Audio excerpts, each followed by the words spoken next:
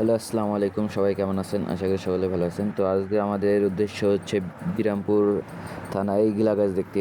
তো সর্বপ্রথম আমি রেডি হয়ে বাইকটা একটু মোছামুছি করার পর এখন আমরা রেডি হয়ে যাচ্ছি।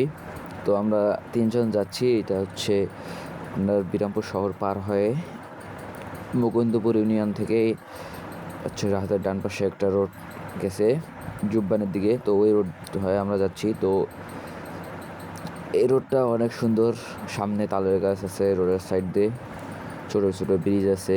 আর এখানে একটা অসুবিধা হচ্ছে কি, এই রোডটাতে আমরা কিছুক্ষণ যাওয়ার পর কাদা রাস্তা, বুঝতে পারছেন? এমন কাদা আমরা হচ্ছে নামে যেতে হয়েছে, বাইক থেকে নামে যাওয়ার লাগছে। তো এটা দেখেছি। আর আসার সময় আমরা কাটলা হয়ে আসছি। তো আপনারা যারা কাটলা ইউনিয়ন হয়ে যেতে চান, তো তাদের জন্য হচ্ছে একটা প্লাস পয়েন্ট, কাটলার ওই দিক দিয়ে কাদা নেই, ওই দিক থেকে কাদা কম। তো দেখতে পাচ্ছেন হচ্ছে সামনে সারি সারি। আর মাঠের মধ্যে কাজ করতেছে অনেক কৃষক। এখন হচ্ছে সিজন টাইম, তো অনেক কৃষকেরা হচ্ছে মাঠের মধ্যে কাজ করতেছে। তো দেখতে দেখতে আমরা জঙ্গলের মধ্যে চলে আসলাম। তো আর একটু সামনে আমাদের হচ্ছে গিলা গাছ। তো আপনাদের পুরো ভিডিও দেখাবো, পুরো ভিডিওর সঙ্গে থাকুন। আপনাদেরকে কীভাবে আসবেন, কত টাকা খরচ হতে পারে, সব কিছু আপনাদেরকে বলবো।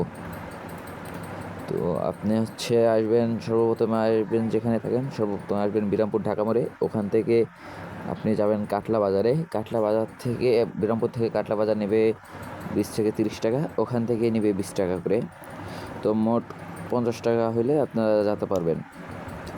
খাওয়া দাওয়া ওখানে কোনো প্রকার এন্ট্রি ফি বা কোনো কিছু লাগে না। তো আর অল্প কিছুক্ষণের মধ্যে আমরা চলে আসবো গিলাগাছে।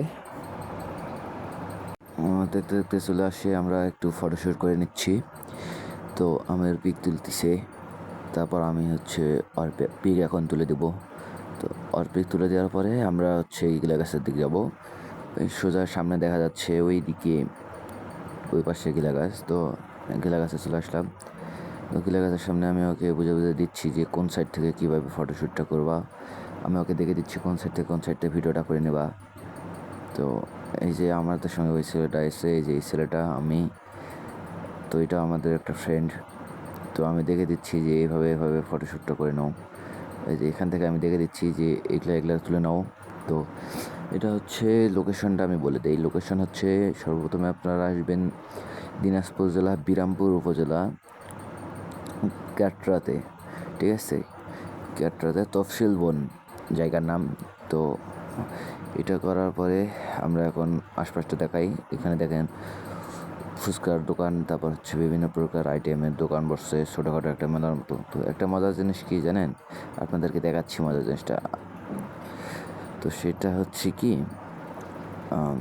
দেখেন এখানে লেখা আছে যে এই গাছটিতে ওঠা নিষেধ, কিন্তু ওই পাশে এরা কী করে, একটু জুম করে দেখো তো। হ্যাঁ, একটু জুম করো। হ্যাঁ, এই যে এরা কী করে তাহলে এখানে, তাই না?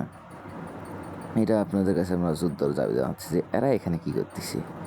তো ঠিক আছে, এই যে আমাদের সামনে একটা বড় ভাই আছে, বড় ভাইয়ের সঙ্গে কথা বলতে যাচ্ছি, দেখি বড় ভাই কি বলে।